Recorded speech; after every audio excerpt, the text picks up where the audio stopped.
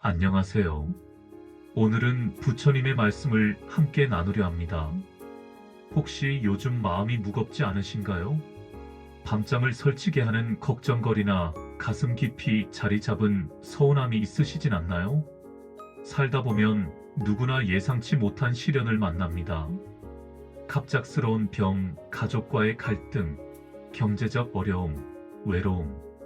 이런 일들은 우리 마음을 쥐어짜고 때로는 길을 잃게 만들죠. 오늘은 수천 년 전부터 지금까지 수많은 사람들의 마음을 위로해온 부처님의 지혜를 함께 살펴보려 합니다. 그분의 말씀과 고승들의 깊은 깨달음을 통해 우리도 조금씩 마음의 평안을 되찾아보면 어떨까요? 며칠 전 한 어르신께서 제게 이런 이야기를 들려주셨습니다. 스님, 자식들이 저를 요양원에 보내려고 해요. 혼자 사는 게 위험하다고 하는데 정말 서운하고 무력합니다. 또 다른 분은 이렇게 말씀하셨죠. 건강검진에서 암이라는 말을 들었어요. 하늘이 무너지는 것 같았습니다. 왜 하필 저에게 이런 일이? 이런 순간들 앞에서 우리는 참 작아집니다.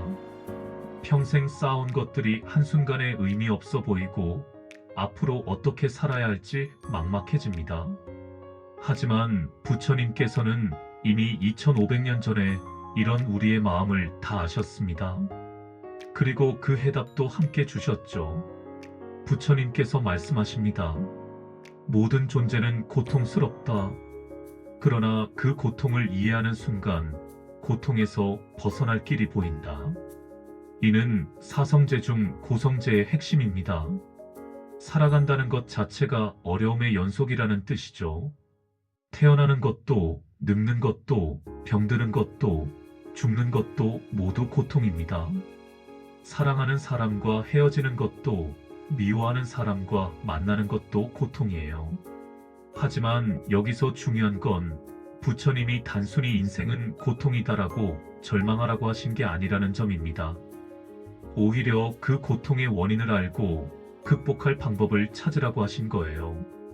마치 의사가 병을 진단하듯이 말입니다.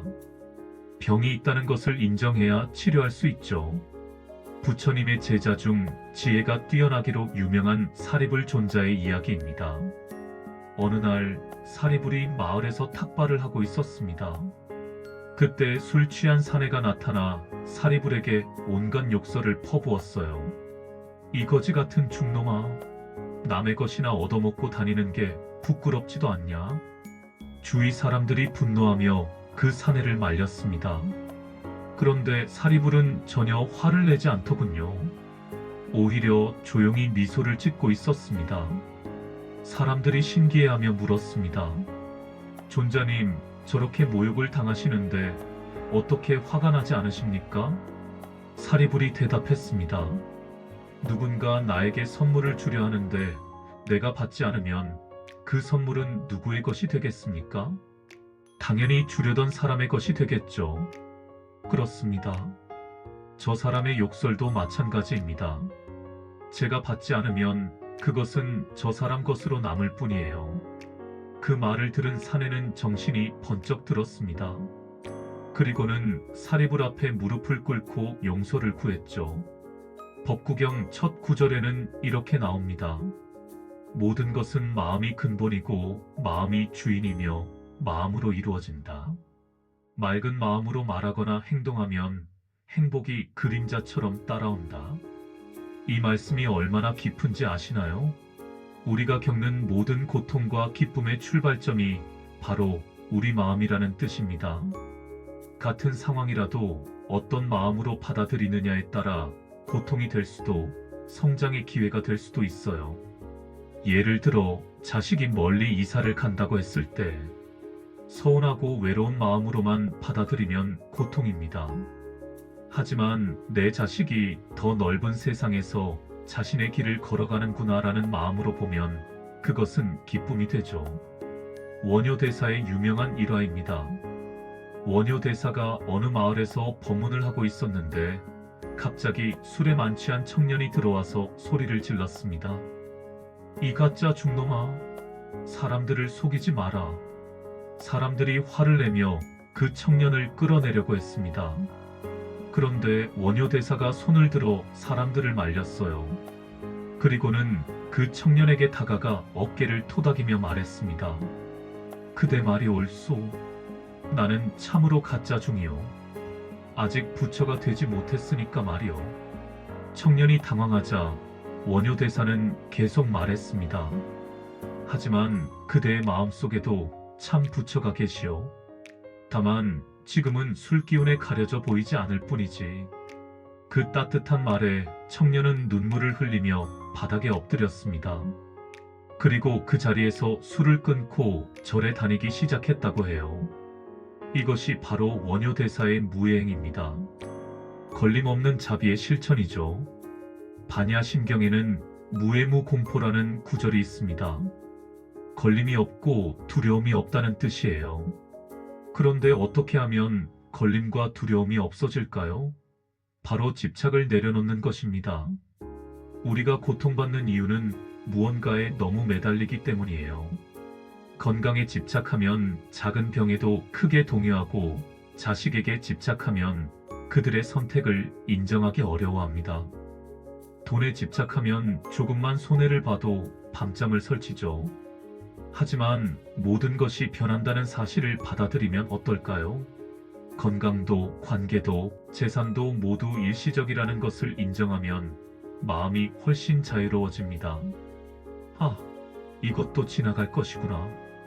이런 마음으로 살면 웬만한 일에는 흔들리지 않아요. 요즘 많은 분들이 가족 문제로 고민하십니다. 특히 며느리와의 갈등, 자식들의 무관심, 배우자와의 소통 부족 등으로 속상해하시죠. 부처님 말씀을 이런 상황에 어떻게 적용할 수 있을까요? 먼저 상대방을 바꾸려 하지 마세요.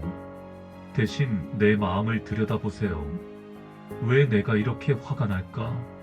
무엇에 집착하고 있는 걸까? 며느리가 예의에 어긋나게 행동할 때 며느리는 당연히 시어머니를 공경해야 한다는 고정관념에 집착하고 있는 건 아닐까요? 자식이 안부 전화를 자주 안 할 때 자식은 부모를 자주 안부 물어야 한다는 기대에 매달리고 있는 건 아닐까요? 이런 집착을 조금씩 내려놓으면 상황을 다르게 볼 수 있습니다. 며느리도 나름의 어려움이 있을 거고 자식도 바쁜 일상에 치여 살고 있겠구나.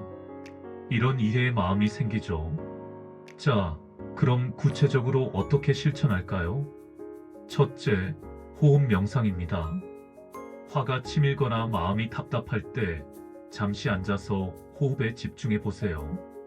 들이마실 때는 들어온다. 내쉴 때는 나간다고 속으로 말하며 10번만 반복해 보세요. 신기하게도 마음이 가라앉을 겁니다. 둘째, 자비 명상입니다. 매일 잠자리에서 이렇게 기도해 보세요. 나에게 평안이 있기를, 내 가족에게 평안이 있기를, 나를 힘들게 하는 사람에게도 평안이 있기를. 처음에는 억지스러워도 계속하다 보면 마음이 부드러워져요.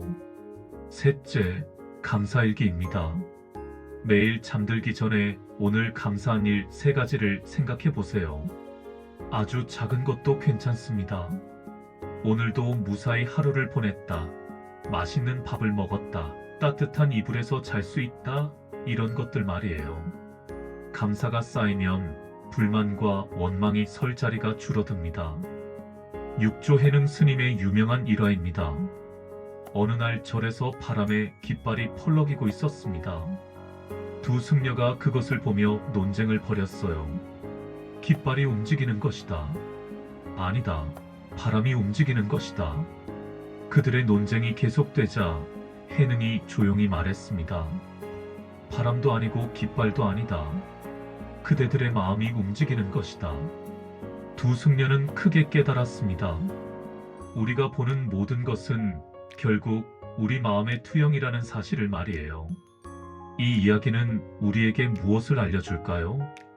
밖에서 일어나는 일보다 그것을 받아들이는 우리 마음이 더 중요하다는 뜻입니다. 남편이 말을 안 들어줄 때 남편이 문제다라고 생각할 수도 있어요. 하지만 내가 남편을 이해하려는 마음이 부족했나? 라고 돌아볼 수도 있죠. 수타니파타에는 이런 구절이 있습니다. 성내지 않는 자에게는 이길 적이 없고 화내지 않는 자는 모든 싸움에서 승리한다. 일견 이상해 보이죠? 화를 내지 않으면 오히려 남에게 당하기 쉬울 것 같은데 어떻게 승리한다는 걸까요? 그런데 잘 생각해보면 맞는 말입니다. 화를 내는 순간 우리는 이미 지는 거예요. 마음의 평정을 잃었으니까요. 반면 끝까지 평온을 유지하면 상대방은 자기 화에 지쳐서 스스로 물러납니다. 그리고 주위 사람들도 화내지 않은 쪽을 지지하게 되죠.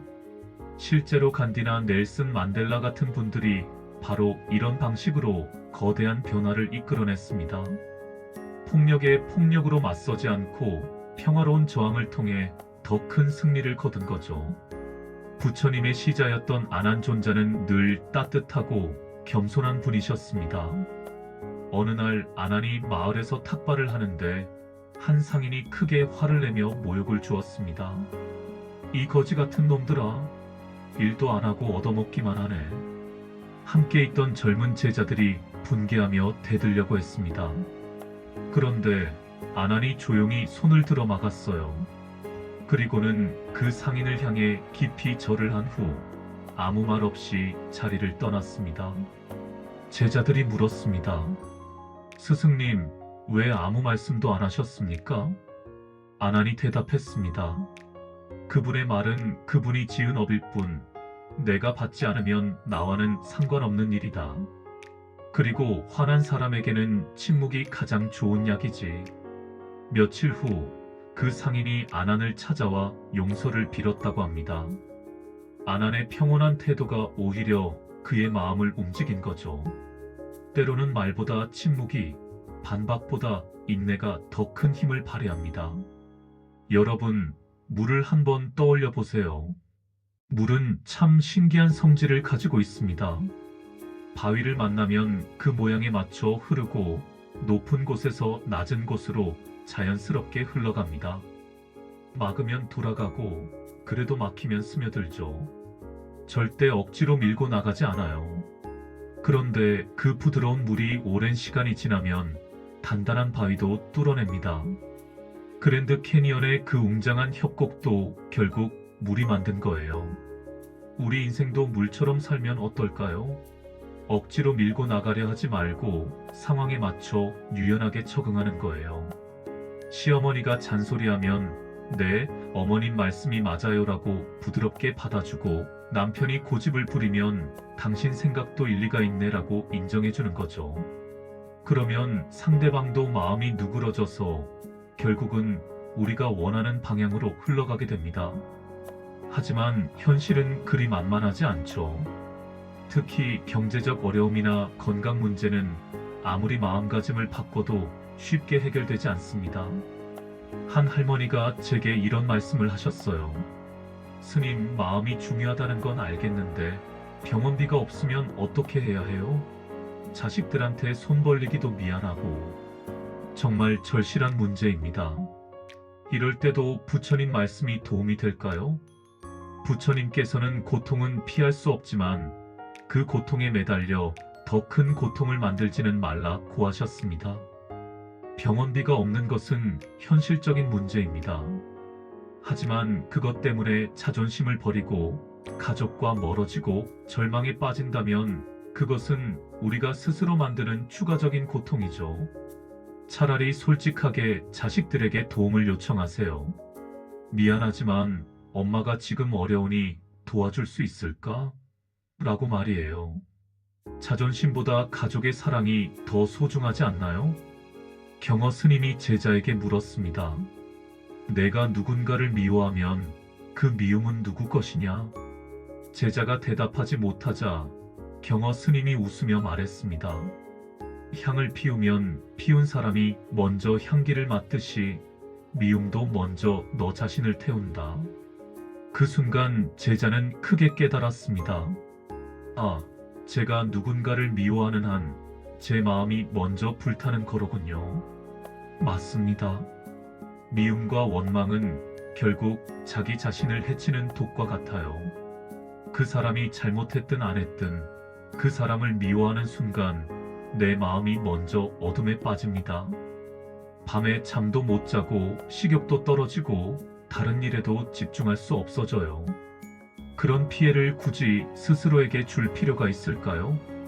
금강경에는 응무소주 이생기심이라는 유명한 구절이 있습니다. 응당 머무는 바 없이 그 마음을 일으켜야 한다는 뜻이죠.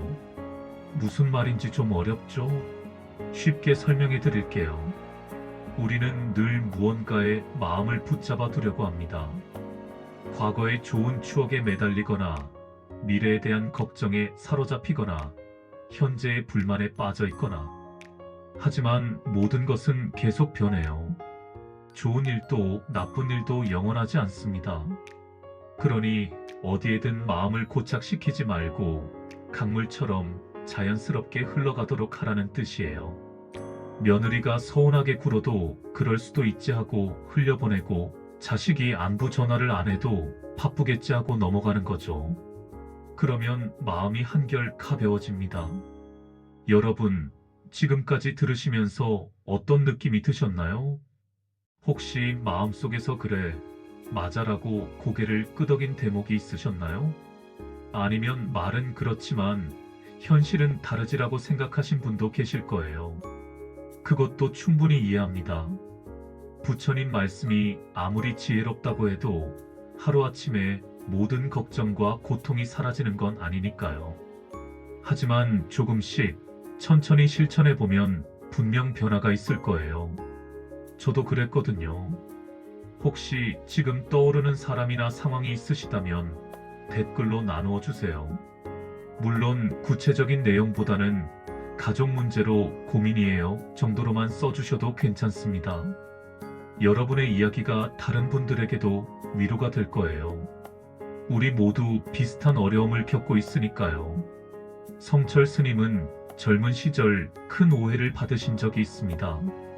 어떤 사람이 거짓으로 스님을 모함했는데 그 소문이 온 동네에 퍼진 거예요. 주위 사람들이 억울해하며 해명하라고 권했지만 성철 스님은 단 한마디도 변명하지 않으셨습니다. 스님, 이렇게 당하고만 계시면 안 됩니다. 사실대로 말씀하세요. 그때 성철 스님이 조용히 웃으며 말씀하셨습니다. 진실은 때가 되면 드러나기 마련이다. 억울함을 풀려고 애쓰면 그 마음만 더 괴롭다. 정말로 몇 년 후 진실이 밝혀졌습니다. 그리고 사람들은 오히려 스님의 인내와 자비에 더욱 감동했다고 해요. 때로는 해명하고 싶고 억울함을 토로하고 싶을 때가 있어요. 하지만 그럴수록 조용히 참고 기다리는 것이 더 큰 힘을 발휘할 수 있습니다. 시간이 모든 것을 해결해 주니까요. 이제 좀 더 구체적인 실천 방법을 알아볼까요? 첫째, 걷기 명상입니다. 산책하실 때 스마트폰은 두고 나가세요. 대신 발걸음에 집중해 보세요. 하나, 둘 하면서 걷다 보면 복잡한 생각들이 정리됩니다. 둘째, 차 마시기 명상입니다. 차를 마실 때 그냥 들이켜지 마시고 향을 맡고 온도를 느끼고 맛을 천천히 음미해 보세요. 현재 순간에 완전히 집중하는 연습이에요.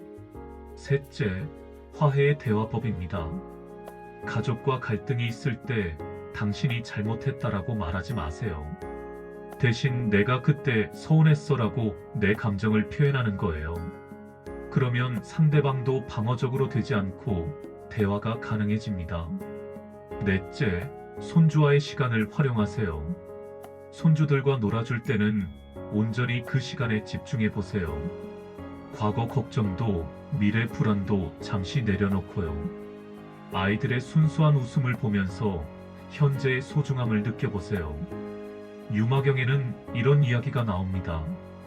유마거사라는 분이 병에 걸렸는데 부처님께서 제자들을 보내 문병을 가라고 하셨어요. 그런데 제자들이 모두 주춤했습니다. 유마거사가 너무 지혜로워서 자칫 창피를 당할까봐 걱정됐거든요. 결국 문수보살이 가셨는데 유마거사가 이렇게 말했습니다. 몸은 병들어도 마음은 병들지 않을 수 있다. 몸의 고통에 마음까지 흔들리면 그것은 2배의 고통이다. 이 말씀이 얼마나 깊은지 아시겠죠? 병든 것은 몸일 뿐 마음까지 병들 필요는 없다는 뜻이에요. 실제로 암투병을 하시는 분 중에도 마음만큼은 평온을 유지하시는 분들이 계세요. 오히려 이 병 덕분에 가족과 더 소중한 시간을 보낼 수 있게 되었다고 말씀하시는 분도 있어요. 몸의 고통을 부정하라는 게 아닙니다. 다만 그 고통에 마음까지 완전히 잠식당하지는 말자는 거죠. 고려시대 진울 스님의 이야기입니다. 진울이 젊은 시절 수행하다가 큰 의문이 들었어요. 아무리 열심히 수행해도 번뇌가 끊어지지 않는다. 이게 맞는 길인가? 그때 한 경전을 읽다가 이런 구절을 만났습니다. 번뇌가 곧 볼이다. 번뇌를 없애려 하지 말고 번뇌의 본성을 깨달아라. 그 순간 크게 깨달았습니다. 화도 슬픔도 걱정도 모두 우리 마음의 일부라는 것을요. 없애려고 애쓸 게 아니라 그 감정들과 친해져야 한다는 거죠. 화가 날 때, 아, 지금 내가 화가 나는구나 라고 객관적으로 바라보세요. 슬플 때도 지금 슬픔이 올라오는구나 라고 인정하세요.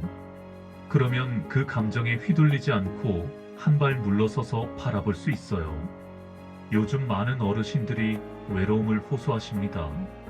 자식들은 바쁘고 친구들은 하나둘 떠나가고 몸은 예전 같지 않고 이런 외로움도 부처님 말씀으로 극복할 수 있을까요? 부처님께서는 모든 존재는 홀로 태어나고 홀로 죽는다. 그러나 홀로 있다고 외로운 것은 아니다라고 하셨습니다. 외로움과 혼자 있음은 다른 거예요. 많은 사람에게 둘러싸여 있어도 외로울 수 있고 혼자 있어도 평안할 수 있어요. 핵심은 나 자신과 친해지는 것입니다. 내 마음과 대화하고 내 감정을 이해하고 나 자신을 사랑하는 거죠. 그러면 혼자 있는 시간이 외로움이 아니라 소중한 휴식이 됩니다. 책도 읽고 음악도 듣고 산책도 하면서 나만의 시간을 즐길 수 있어요. 무문 스님에게 한 제자가 물었습니다. 스승님, 어떻게 하면 마음의 평안을 얻을 수 있습니까? 무문 스님이 되물었습니다. 누가 너를 불안하게 하더냐? 다른 사람들의 말과 행동이 저를 힘들게 합니다. 그럼 귀를 막고 눈을 감고 살아야겠구나. 그럴 수는 없죠. 그렇다. 문제는 밖에 있는 것이 아니라 그것을 받아들이는 내 마음에 있다. 제자가 깨달았습니다. 다른 사람을 바꿀 수는 없지만 내가 어떻게 받아들일지는 내가 선택할 수 있다는 것을요. 시어머니의 잔소리도 이웃의 뒷담화도 자식의 무관심도 모두 그들의 선택입니다. 하지만 그것에 어떻게 반응할지는 내가 정할 수 있어요. 법화경에는 일체 중생실 유불성이라는 말씀이 있습니다. 모든 존재가 다 부처의 성품을 가지고 있다는 뜻이에요. 날 힘들게 하는 며느리도 고집센, 남편도 말 안 듣는 자식도 모두 그 안에 부처님 같은 마음을 가지고 있다는 거죠. 그냥 지금은 그게 구름에 가려져 보이지 않을 뿐이에요. 이런 눈으로 사람들을 바라보면 어떨까요? 화가 나는 대신 연민이 생길 거예요. 저 사람도 나름의 고생이 있겠구나. 그래서 저런 행동을 하는 거겠지. 그러면 미움보다는 이해가, 분노보다는 자비가 생깁니다. 어느 날 시장에 가셨다고 해보세요. 상인이 불친절하게 굴거나 값을 속이려고 할 수도 있어요. 예전 같으면 화를 내고 따질 텐데 이제는 조금 다르게 생각해 보세요. 저 사람도 생활이 어려워서 저러는구나. 나도 예전에 급하면 무뚝뚝하게 굴었는데. 그리고 조용히 감사합니다라고 인사하고 나오세요. 굳이 싸우지 않아도 되니까 마음이 편하죠. 이런 식으로 하루하루 작은 연습을 하다 보면 점점 마음이 평온해집니다. 버스에서 자리를 양보받았을 때, 동네에서 인사를 받았을 때 이런 작은 일에도 감사함을 느끼게 되고요. 조주 스님은 차를 즐겨 마시기로 유명했습니다. 어느 날 새로운 승려가 인사를 드렸습니다. 스승님, 처음 왔습니다. 차 한잔하거라. 또 다른 승려가 와서 말했습니다. 스승님, 저는 여기 온 지 오래됐습니다. 차 한잔하거라. 옆에서 듣던 원주 스님이 물었습니다. 스승님, 처음 온 사람에게도 차를 주시고 오래된 사람에게도 차를 주시는군요. 조주 스님이 웃었습니다. 원주야, 너도 차 한잔하거라. 이 이야기의 뜻이 뭘까요? 새 사람이든 오래된 사람이든 있는 그대로 따뜻하게 받아들이라는 뜻이에요. 우리도 가족을 대할 때 이런 마음이면 어떨까요? 며느리든 시어머니든 남편이든 자식이든 있는 그대로 받아들이고 따뜻하게 대하는 거죠. 여러분, 지금까지 이야기를 들으면서 어떤 장면이 가장 마음에 와닿으셨나요? 혹시 사리부리 욕설을 선물처럼 받지 않았다는 이야기일까요? 아니면 물처럼 유연하게 살라는 비유일까요? 아마 각자 처한 상황에 따라 다를 거예요. 지금 가족 문제로 고생하시는 분은 화해의 대화법이 도움이 되셨을 테고, 건강 문제로 걱정이신 분은 유마거사의 말씀이 위로가 되셨을 거예요. 그게 바로 부처님 가르침의 놀라운 점입니다. 같은 말씀인데도 사람마다 필요한 부분을 찾아서 마음에 새기게 되거든요. 만약 오늘 들은 이야기 중에서 특히 기억에 남는 부분이 있으시면 그것을 하루에 한 번씩 떠올려 보세요. 그 자체가 수행이 됩니다. 하지만 너무 성급해하지는 마세요. 하루아침에 성인 군자가 되려고 하면 오히려 스트레스만 쌓여요. 작은 것부터 시작하세요. 오늘 하루만 화내지 않기, 이번 주만 감사일기 써보기, 이번 달만 호흡 명상 해보기, 이런 식으로요. 그리고 실패해도 자책하지 마세요. 화를 냈다고 원망했다고 해서 나쁜 사람이 되는 건 아니에요. 우리는 모두 수행 중인 불완전한 존재니까요. 부처님도 성불하기 전에는 수많은 시행착오를 겪으셨답니다. 우리도 천천히 조금씩 나아가면 돼요. 도선 스님은 자연을 무척 사랑하셨습니다. 제자가 물었습니다. 스승님, 어떻게 하면 자연처럼 살 수 있을까요? 도선이 창밖을 가리키며 말했습니다. 저 나무를 보거라. 바람이 불면 흔들리고 비가 오면 젖고 눈이 오면 덮인다. 하지만 억지로 저항하지도 불평하지도 않는다. 그럼 우리도 나무처럼 그냥 당하고만 살아야 하나요? 아니다. 나무는 계절에 맞춰 변한다. 봄에는 꽃을 피우고 여름에는 그늘을 만들고 가을에는 열매를 맺고 겨울에는 잎을 떨고 휴식한다. 아, 상황에 맞춰 지혜롭게 대응하라는 말씀이군요. 그렇다. 무작정 참는 게 아니라 때에 맞게 행동하되 마음은 평온을 유지하는 것이다. 우리 인생의 계절도 나무와 비슷해요. 젊을 때는 열정적으로 일하고 중년에는 가족을 돌보고 노년에는 지혜를 나누는 거죠. 각 시기에 맞는 역할을 받아들이면서도 마음의 평안은 잃지 않는 거예요. 화엄경에는 일체법계 일미진이라는 말이 있습니다. 온 우주가 하나의 작은 티끌 속에 들어있다는 뜻이에요. 어떻게 그럴 수 있을까요? 모든 것이 서로 연결되어 있기 때문입니다. 예를 들어보세요. 여러분이 지금 마시는 물 한 모금에도 온 우주가 들어있어요. 바다의 물이 증발해서 구름이 되고 비가 되어 땅에 내리고 정수장을 거쳐 여러분 집까지 온 거거든요. 그 과정에 수많은 사람들의 수고가 있었고 자연의 순환이 있었죠. 우리 인생도 마찬가지예요. 내 문제라고 생각하는 것들도 사실은 많은 사람들과 연결되어 있어요.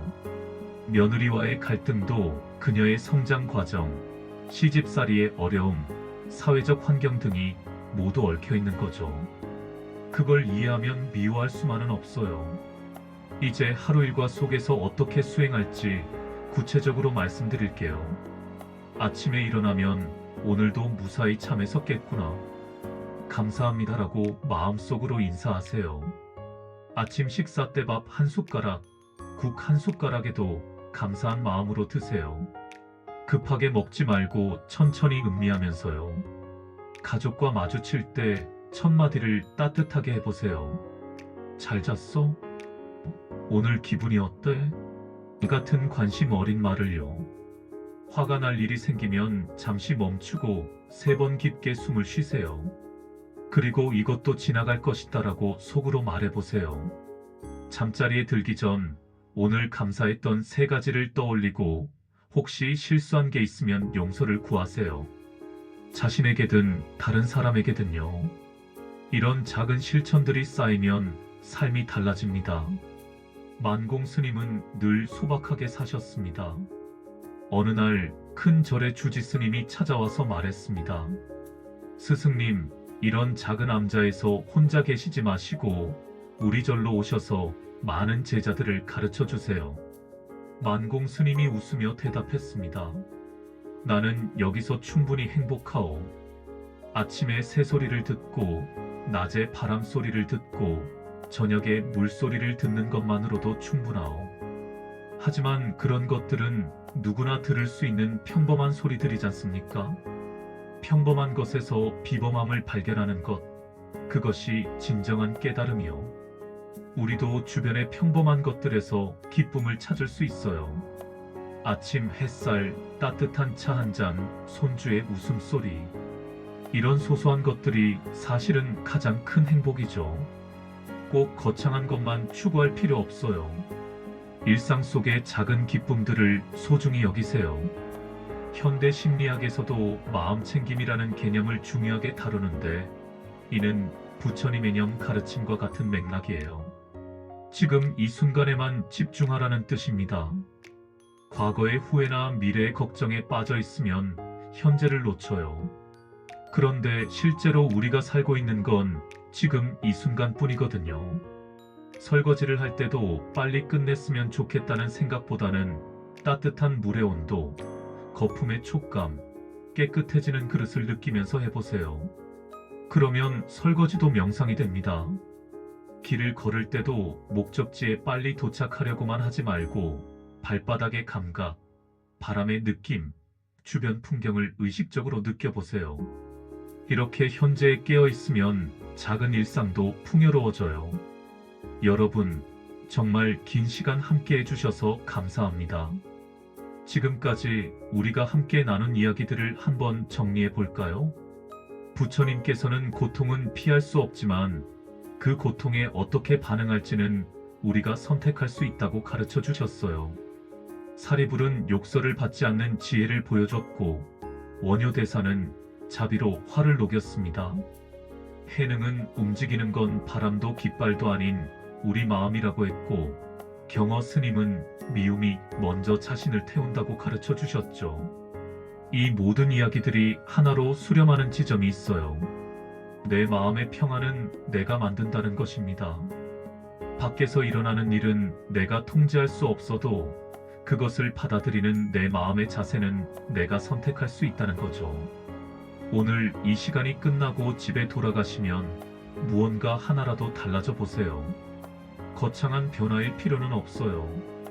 가족에게 평소보다 따뜻한 말 한마디 건네기, 짜증날 일이 생겨도 한 번 더 참아보기, 잠들기 전에 감사한 일 3가지 떠올리기. 이런 작은 실천들이 모여서 큰 변화를 만듭니다. 그리고 혹시 실패하더라도 자책하지 마세요. 다시 시작하면 되니까요. 부처님도 하루아침에 깨달음을 얻으신 게 아니에요. 오랜 수행과 노력의 결과였죠. 우리도 천천히 꾸준히 해나가면 됩니다. 창밖을 한번 바라보세요. 지금이 어떤 계절인지, 나무는 어떤 모습인지 관찰해 보세요.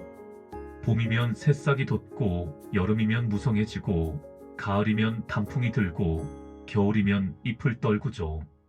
자연은 이 모든 변화를 거부하지 않고 자연스럽게 받아들입니다. 우리 인생도 마찬가지예요. 젊음의 계절, 중년의 계절, 노년의 계절. 각각의 아름다움이 있어요. 지금 여러분이 어떤 계절을 보내고 계시든 그 계절의 의미를 찾아보세요. 노년이면 축적된 경험과 지혜를, 중년이면 가족을 위한 책임감을, 젊음이면 무한한 가능성을 말이에요. 계절을 원망하지 말고 그 계절에 어울리는 삶을 살아가세요.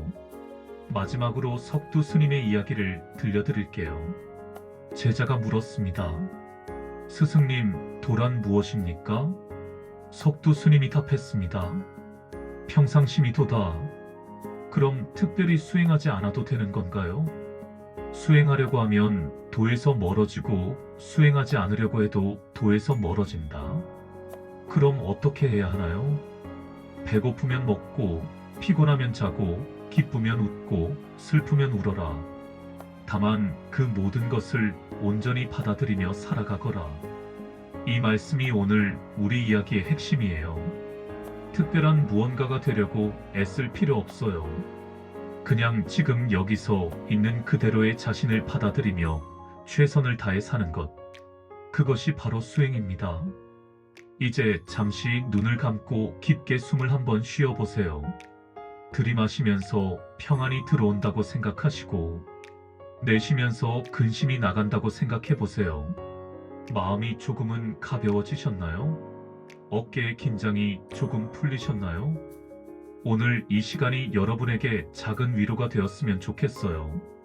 그리고 앞으로 힘든 일이 생길 때마다 오늘 들은 이야기들을 떠올려 보시기 바랍니다. 사리불의 지혜, 원효의 자비, 만공의 단순함, 석두의 평상심. 이런 것들이 여러분 마음속에 작은 등불이 되어 어두운 길을 밝혀줄 거예요. 정말 긴 시간 끝까지 함께 해주셔서 진심으로 감사드려요. 1시간이 넘는 긴 이야기였는데도 끝까지 들어주신 여러분의 마음이 정말 고맙습니다. 혹시 오늘 이야기가 도움이 되셨다면 구독 버튼과 좋아요 버튼을 눌러주세요. 그리고 댓글로 여러분의 생각이나 경험을 나누어 주시면 더욱 감사하겠습니다. 여러분의 이야기 하나하나가 또 다른 분들에게 큰 위로와 용기가 될 거예요. 우리는 모두 비슷한 고민을 하며 살아가는 동반자들이니까요. 부처님의 자비와 지혜가 여러분의 일상 속에 함께하기를 간절히 기원합니다. 오늘 하루도 내일도 그 이후의 모든 날들도 평안과 기쁨으로 채워지시길 바랍니다. 고맙습니다. 다음에 또 좋은 이야기로 찾아뵙겠습니다. 마지막으로 한 가지만 더 말씀드리고 싶어요. 부처님께서 열반에 드시기 전에 마지막으로 남기신 말씀이 있습니다. 모든 것은 변한다. 게으르지 말고 정진하라. 변화는 피할 수 없어요. 하지만 그 변화 속에서도 우리는 계속 성장할 수 있습니다. 나이가 들어도 몸이 불편해도 외로움을 느껴도 마음만큼은 계속 맑아질 수 있어요. 오늘부터 작은 실천이라도 시작해 보세요. 그리고 절대 포기하지 마세요. 천리길도 한 걸음부터라고 하잖아요. 여러분 모두가 부처님처럼 완전한 평안을 얻으시기를 간절히 발언합니다. 괴로움에서 벗어나 진정한 행복을 누리시고 그 행복을 주변 사람들과도 함께 나누시길 바랍니다. 이제 정말 마무리할 시간이 되었네요. 오늘 이 시간을 통해 여러분이 조금이나마 마음의 평안을 찾으셨기를 바랍니다. 그리고 앞으로의 삶도 더욱 지혜롭고 자비로우며 평온하게 살아가시기를 기원해요. 부처님의 무량한 자비와 축복이 여러분과 여러분 가족 모두에게 함께 하시길 빕니다. 오늘도 내일도 언제나 건강하시고 행복하세요. 정말 감사합니다. 나무아미타불 관세음보살